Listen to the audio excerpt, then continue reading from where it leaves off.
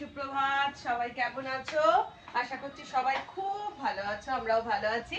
আজকে হচ্ছে মঙ্গলবার, সবেমাত্র পুজো করে উঠলাম। এবার এখন বেজে গেছে হচ্ছে 10:35। এবার করব ব্রেকফাস্ট। আজকের ব্রেকফাস্টটা আমার দেখানোর মতো নয় অ্যাকচুয়ালি। তোমরা সবাই হাসবে আমার ব্রেকফাস্টটা দেখলে। কালকে তো গেছিল নীল ষষ্ঠী। নীল ষষ্ঠীতে তো ভাত খাইনি। ভাত খাইনি বলে আজকে সকাল থেকে আমার প্রাণটা না ভাত ভাত করছে। আর তোমরা সবাই এতদিন ধরে ব্লগ দেখে দেখে জেনেই গেছো যে আমি প্রচন্ড ভাত খেতে ভালোবাসি। তাই জন্য সকালবেলা নিয়ে ব্রেকফাস্ট নিয়ে বসছি হচ্ছে ভাত। আর আজকে যেহেতু মঙ্গলবার, ডিম সেদ্ধ চলবে না। অন্যদিন হলে বুধবার টুধবার হলে এখন ডিম সেদ্ধ মাখন ভাত নিতাম, কিন্তু আজকে তো আর চলবে না। ওই জন্য কালকে একটু তরকারি ছিল, ফুলকপির তরকারি। ওই ফুলকপির তরকারিটা নিয়ে অল্প একটু ভাত নিয়ে এবার যাবো নিচে গুলদানি মারতে, তারপরে রান্না বসাবো। শরীর কেমন বলো? শরীর এত ভালো আছে। হ্যাঁ রে, কি গো ব্রেকফাস্ট হয়ে গেছে? না রে, আর খুব দেরি হয়ে গেছে, ঘুমিয়ে পড়ি কেন? এই যে মেজদি ভাইয়ের ব্রেকফাস্ট হচ্ছে, গরম গরম রুটি আর এই যে তার সাথে এই যে আলু পটল ভাজা। রুটি হচ্ছে আর এখানে এঁচোড় সেদ্ধ হচ্ছে। কত নিল? 20 টাকা। দাঁড়া এক সেকেন্ড। থোড় খেতে ইচ্ছে হয়েছে, তো ওই জন্য মাসিকে বললাম, মাসি ও মাসি কোনটা কাটবে, এটা না এটা? কোনটাই বেশি হবে? এটাই তো, তাহলে ওইটাই কাটো। মাসিকে বললাম থোড়টা কেটে দিতে। এবার আচ্ছা, এবার তোমাদেরকে একটা কথা বলি, সেটা হচ্ছে এই যে মাসি এখন বসে বসে থোড় কাটছে। মাসি কাল না, কবে জানো?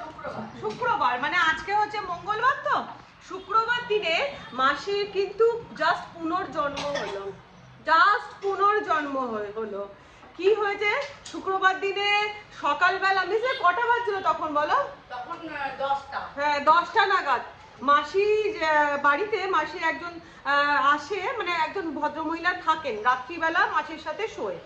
ভালো কথা। তিনি এবার কি করে, সকালবেলা উঠে নিজের কাজে চলে যায়, আবার রাত্রিবেলা শুতে আসে রাত্রিবেলা ডিনারটাও মাসির সাথেই করে। এবার সেদিনে তার কি মনে হয়েছে, বেরিয়ে গেছিল কাজে, এবার তার কি মনে হয়েছে যে একবার গিয়ে দেখি তো দিদি কি করছে। এই বলে মাসির ওখানে এসেছে, যেই দেখছে মাসি বিছানায় শুয়ে চোখ খুব উল্টে গেছে, মুখ দিয়ে এরকম মতন বেরোচ্ছে, আর হাত পা গুলো ছুটছে। তখন দেখে তো মেজদি ভাইকে ফোন করেছে। মেজদি ভাইকে ফোন করেছে, তখন মেজদি ভাই আমাদেরকে বলেছে যে আমি তো সঙ্গে সঙ্গে আগে গাড়ি নিয়ে ছুট, ওই পাশ থেকে মেজদি ভাইয়ের বোন রিনি ওরাও বেরিয়ে গেছে সঙ্গে সঙ্গে। আর ওই মানে ওই যে ভদ্রমহিলা মেজদি ভাইরা পিসি পিসি বলে, ওই পিসি বুদ্ধিমানের কাজ করেছে, টুকটাক সামনাসামনি আত্মীয় স্বজনদেরকে জানিয়েছে, তারা নিয়ে গিয়ে মাসিকে, আমরা পৌঁছতে তারা নিয়ে গিয়ে সামনের একটা নার্সিং হোমে নিয়ে গেছে মাসিকে। ততক্ষণে আমরা পৌঁছে গেছি। মাসি, আমি গিয়ে দেখলাম মাসি পুরো সেন্সলেস, আর কোনো সার নেই, মানে মাইল্ড স্ট্রোক মতন। সেটা কেন হয়েছে জানো? সুগার ফল করে গেছিল, সুগার ফল করে গিয়ে স্ট্রোক মতন হয়ে গেছিল। কিন্তু ঠাকুরের দয়াতে ওই পিসি সেই মুহূর্তে গেছে বলে পিসি দেখতে পেয়েছে, মাসির প্রাণ রক্ষা হলো। তারপর তো নার্সিং হোমের সঙ্গে সঙ্গে গ্লুকোজ চালিয়ে দিল। তার কিছুক্ষণ পরে, প্রায় 1 ঘন্টার মধ্যে মাসির চলে আসে, জ্ঞান চলে আসে, দিয়ে মাসির পুনর্জন্ম হয়। এই যে পুনর্জন্ম করে কি হয়েছে তোমার মনে আছে কিছু? আমি কিচ্ছু জানি না, আমার কোনো তো নিয়ে গেছে ওখানে, ইঞ্জেকশন করেছে, চ্যানেল করেছে, আমি কিচ্ছু জানি না। কিচ্ছু মনে নেই? রাত্রিরে 2বার বাথরুম গেছি, ব্যাস, তারপরে আমার আর কোনো কিছুই মনে নেই।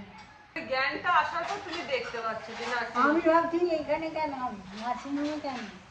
তারপরে দেখছি জামাই আর নাতি দাঁড়িয়ে আছে, আমি কি করে এলাম এখানে, কিছুই জানি না। মানে সুগার ফলটা কি ডেঞ্জারাস জিনিস ভাবো। যাদের সুগার আছে তাদেরকে বলছি, একটুখানি সুগার বেড়ে থাকা ভালো, সুগার কম হওয়াটা ভালো নয়। কিন্তু মাসিকে তো এখন বলেছে রেগুলার একটা করে মিষ্টি রাত্রিবেলা খেতে, যাতে সুগারটা ঠিক থাকে। আর এই যে সুগারের মানুষ বসে আছে, দাঁড়িয়ে আছে, যদিও মেলতি ভাইরা অতটা করে না, ভালোই করে বাবা, খুব বেশি কন্ট্রোল করার দরকার নেই। আমার তো এত ভয় হয়ে গেছে, আমি আমার বাবাকেও ফোন করে বলে দিলাম, বাবা একটুখানি মাঝে মাঝেই মিষ্টি খাবে। মেলতি ভাইয়ের গরম গরম আমের অম্বল, আমের অম্বল তো আমের অম্বল কমপ্লিট হয়ে গেল, সবার রান্না বসে গেল, আর আমি এখনো জ্ঞান বক্তৃতা চালাচ্ছি। তো যাই হোক, ফাইনালি ঢুকে পড়েছি রান্নাঘরে। মাসিকে বললাম থোরটা কেটে দিতে, ওই যে মাসি কেটে দিয়েছে। ফার্স্টে বলেনি, সেটা হচ্ছে কচু পাতার যে ভাপা যে ব্লগটা করেছিলাম, তাতে যে আমি তোমাদের কাছ থেকে গাইডেন্স চেয়েছিলাম যে কিভাবে কি করতে হবে, বলো আমার কোন জায়গাটায় ভুল হয়েছে। তোমরা প্রত্যেকে এত সুন্দর করে বুঝিয়ে দিয়েছো, তার জন্য থ্যাংক ইউ। আর মেবি অনেকে বলেছো যে পাতাটার প্রবলেম হতে পারে, কিন্তু পাতাটার প্রবলেম নয়, জানো তো, কারণ আমাদের বন্দনাদিকেও দিয়েছিলাম তো ওই কিছুটা কচু শাক কচু পাতা, তো বন্দনাদি বাড়িতে গিয়ে ওই কচু ডাঁটাটার করেছিল আর কি। তো বন্দনা দিদির একটুও কুটকুট করেনি, ওই তেঁতুল দিয়ে সেদ্ধটা করেছিল। তো সেখানে আমার একটু ভুল হয়ে গেছে। আর আমার একজন সাবস্ক্রাইবার আছে কাকলি, উনি আমাকে হোয়াটসঅ্যাপে কল করে আমাকে পুরো প্রসেসটা শিখিয়ে দিয়েছে, তার জন্য অনেক অনেক অনেক থ্যাংক ইউ। তো যাই হোক, ওই ভুল আর করবো না। এরপর নেক্সট যেদিনকে বানাবো, ফার্স্ট অফ অল হচ্ছে আগে বাজার থেকে বলে দেখে কিনে নিয়ে আসবো। আজকে বানাচ্ছি আমি থোড় দিয়ে বানাবো, গোবিন্দভোগ চাল দিয়ে থোড় ঘন্ট। আজকে যেহেতু নিরামিষ আর তার সাথে মাসিও আছে, তো সেই জন্য মাসির জন্য স্পেশাল ভাবে বানাচ্ছি গোবিন্দভোগ চাল দিয়ে থোড় ঘন্ট। তো প্রথমে আগে প্রেসার কুকারের মধ্যে থোড়টাকে নিয়ে নিলাম। এই যে একটা পুচকি প্রেসার কুকার, অল্প একটু থোড় আছে, তো ওটাতে নিয়ে নিলাম। দিয়ে দিলাম এর মধ্যে অল্প একটুখানি জল, এই যে দিয়ে এর মধ্যে দিয়ে দিচ্ছি একটু হলুদের গুঁড়ো, আর দিয়ে দিচ্ছি অল্প একটু নুন, দিয়ে এটা আমি সেদ্ধ করতে দেব।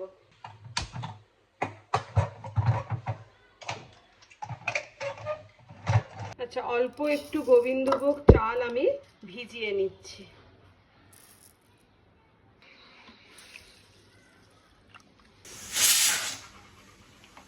থোড়টা একটা সিটি দিয়ে আমি বন্ধ করে দিলাম। এবারে বসিয়ে দিয়েছি কড়া, এর মধ্যে অল্প পরিমাণে সর্ষের তেল। তেলটা গরম হতে দিয়ে দিলাম এর মধ্যে একটা তেজপাতা, একটা শুকনো লঙ্কা, আর দিয়ে দিচ্ছি একটুখানি অল্প, মানে দুটো এলাচ, দুটো লবঙ্গ, একটু দালচিনি, গরম মশলা ফোড়নে, আর দিয়ে দিলাম অল্প একটু জিরে। ফোড়নটা দিয়ে যখন মিষ্টি গন্ধ বেরোবে, তখন আমি দিয়ে দেব এর মধ্যে কেটে রাখা আলুগুলো।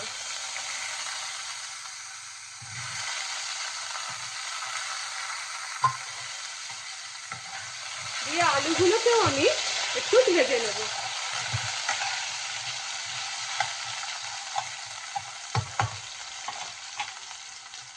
আলুটা হালকা ভাজা হতে এবার আমি দিয়ে দিলাম আদা বাটা। দিয়ে আদা বাটা দিয়ে অল্প করে নাড়াচাড়া করে অল্প পরিমাণে নুন, হলুদের গুঁড়ো, লঙ্কার গুঁড়ো, জিরের গুঁড়ো, মশলাটাকে কষিয়ে নেব।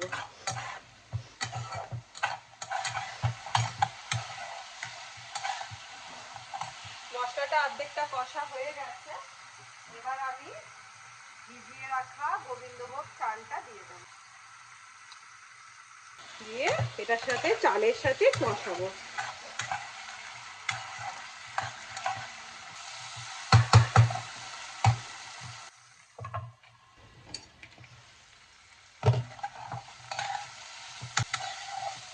চাল দিয়ে যখন সুন্দর একটা গন্ধ বেরোতে আরম্ভ করবে, তখন আমি এর মধ্যে দিয়ে দিলাম কেটে রাখা টমেটো। দিয়ে টমেটো দিয়ে আবার সুন্দর করে কষাবো। টমেটো সুন্দর কষানো হয়ে গেছে চালের সাথে, এবার আমি সেদ্ধ করে রাখা থোড়টাকে দিয়ে দিলাম, দিয়ে এবার আবার এটাকে সুন্দর করে ভালো করে কষিয়ে নেব।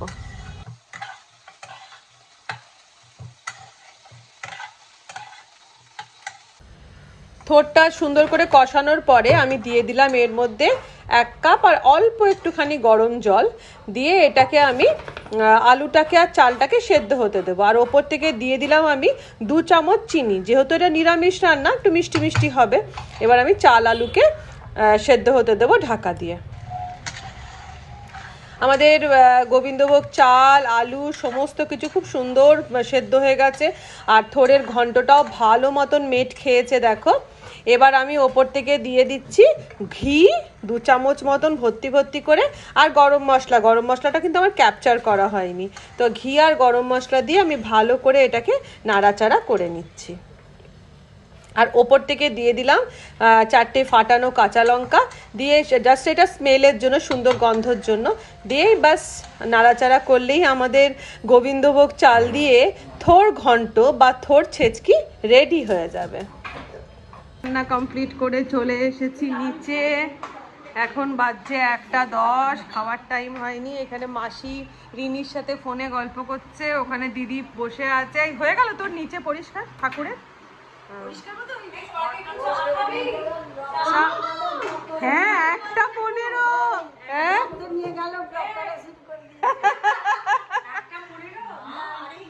এই যে আমার এখন ব্লাড নিয়ে গেল। 1:15। হ্যাঁ গো 1:15 চা খাবো। আচ্ছা একটু দাও। হ্যাঁ সেটা ঠিক। আচ্ছা একটু দাও, একটু খাবো। খাবি তো? তুই তো খাবি। যাই হোক এখন 1:15 সময় আমরা চা নিয়ে বসলাম চা খেতে। ভাত কটায় খাওয়া হবে? ভাত কটায় খাওয়া হবে? না এই যে এখন চা খাই।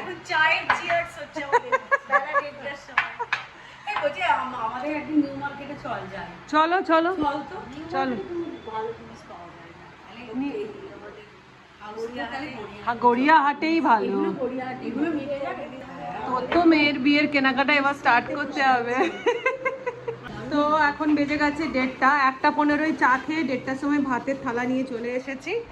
আর চলো তোমাদেরকে এবার আজকের মেনুগুলো দেখিয়ে দিই, যদিও নিরামিষ তাও। এই যে ফার্স্টেই হচ্ছে এটা মেজদিভাই করেছে হচ্ছে ওল ভাতে। নেক্সট হচ্ছে এটা হচ্ছে উচ্ছে চচ্চড়ি, একদম বড়ি দিয়ে আলু দিয়ে সর্ষে বাটা দিয়ে উচ্ছে চচ্চড়ি, এটা আমি করেছি। এই যে তার সাথে এটা তো করেইছি থোড় ছেচকি গোবিন্দভোগ চাল দিয়ে। তার সাথে এটা মেজদিভাই করেছে এঁচড়ের ডালনা, গন্ধ তো ভালোই ছেড়েছে। আর তার সাথে আমের অম্বল। এই আমাদের নিরামিষ মেনু। ফাইনালি বসে পড়েছি খেতে। এই যে ওল ভাতে দিয়ে ফার্স্টে।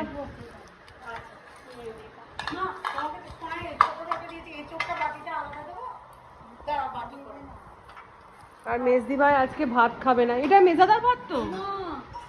এটা হ্যাঁ দিয়ে দাও। ওল ভাতে কি ভালো লাগে না সেটা।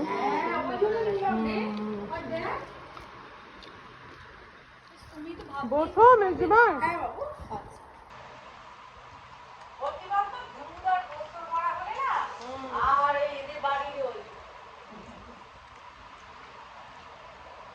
নেক্সট এই উচ্ছে চচ্চড়ি ভালো লাগছে। এবারে হচ্ছে উচ্ছে চচ্চড়ি, এটা আমি খুব ভালোবাসি। আলু দিয়ে সর্ষে বাটা দিয়ে উচ্ছে দিয়ে। আর সত্যি কথা বলতে গেলে এরকম প্রচুর প্রচুর মেনু দিয়ে দেখবি খাওয়াটা হয়ে গেলে আর সত্যিই ভালো লাগে না। কিন্তু এ বাড়িতে প্রচুর প্রচুর মেনু। ডাল একটা তরকারি, যাই হোক তরকারি যেদিন যেরকম ধরনের তরকারি, মাছ ঝাল, চাটনি, এটা আমাদের রাত্রে কেউ মাছ খাবে না। এই বাড়িতেই রাত্রে মাছ খায়, কোনো বাড়িতে রাত্রে মাছ খায় না। এই যে নেক্সট নিয়ে নিচ্ছি থোড়।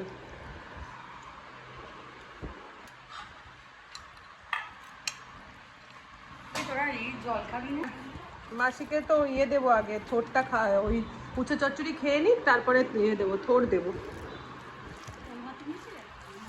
হ্যাঁ ওল ভাতেটা আগেই দিয়ে দিয়েছিলাম।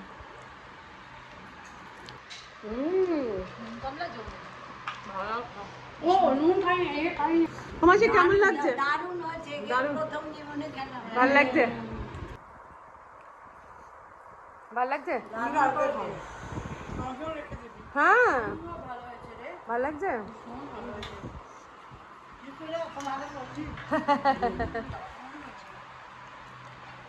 নতুনত্ব আইটেম। নতুনত্ব আইটেম, একটুখানি এক ঘের থেকে একদমই নতুন। মুড়ি ঘন্ট, মুড়িঘণ্টের মতনই লাগছে। হ্যাঁ এটা মুড়ি ঘন্টের মতনই লাগবে, হ্যাঁ নিরামিষ মুড়ি ঘন্ট, ঠিক বলেছিস।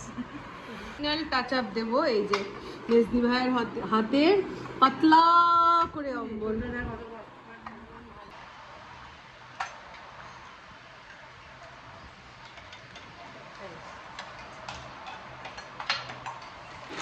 তো ফাইনালি খাওয়া দাওয়া কমপ্লিট করে ফেলেছি, হাত ধুয়ে ফেলেছি, এরা এখনো ওঠেনি। মাসি আর দিদি এখনো বসে আছে। তো আজকের মতো ব্লগ এখানে শেষ করে দিচ্ছি।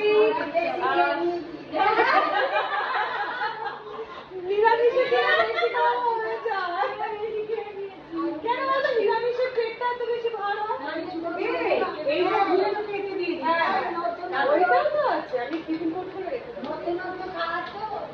তারপরে কি এটা তো ভাতই, মানে চাল কি ভাত খাবি।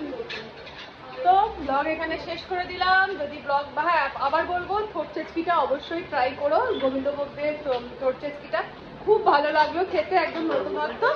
তো ব্লগ এখানে শেষ করছি। তোমরা সবাই খুব ভালো থেকো, সুস্থ থেকো, আনন্দে থেকো। আজকের মতন বিদায় নিলাম, দেখা হবে আমাদের নেক্সট ব্লগে। আজকের মতন টাটা। 80 টাকা করো।